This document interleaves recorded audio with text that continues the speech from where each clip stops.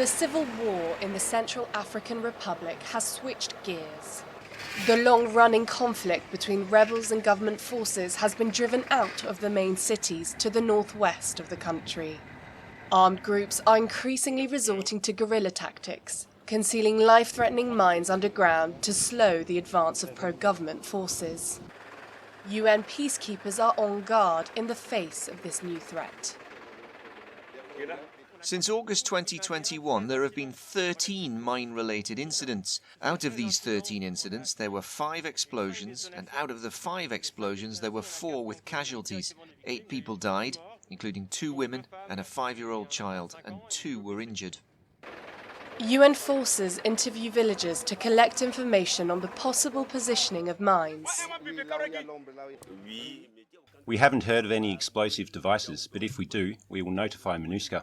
What is certain is that the rebels are in the bush, and we can no longer go out to the field. We need protection. Complex and costly, MINUSCA, the UN's peacekeeping operation in the country, has suspended demining operations until further notice. Their only option is to fly over areas marked with explosives. But helicopters are not able to transport all the humanitarian aid needed. In September, a Danish refugee council convoy was blown up by a mine. Humanitarian aid worker Augustin Nadusha was on board. These photos show the impact of the explosion.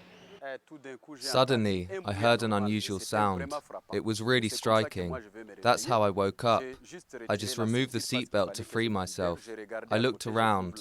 I found the lady next to me covered in blood, crying. I could see parts of the vehicle rolling, falling.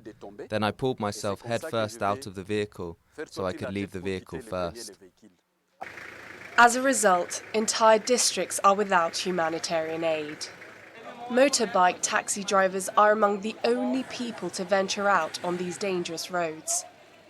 In the northwest, motorbikes are the only means of transport for people and goods. The young people riding them aren't able to find any other work and are paying a heavy price. One was recently killed after driving over a mine. Come to think of it, it hurts a lot. These mines have already killed 5 bike drivers. Beyond that, we cannot even count the number of young people who have died traveling on the roads as a result of this unrest.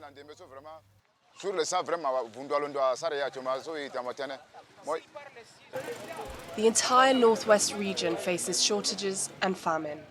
The World Food Programme has organised food airdrops there, where most of the population are going hungry.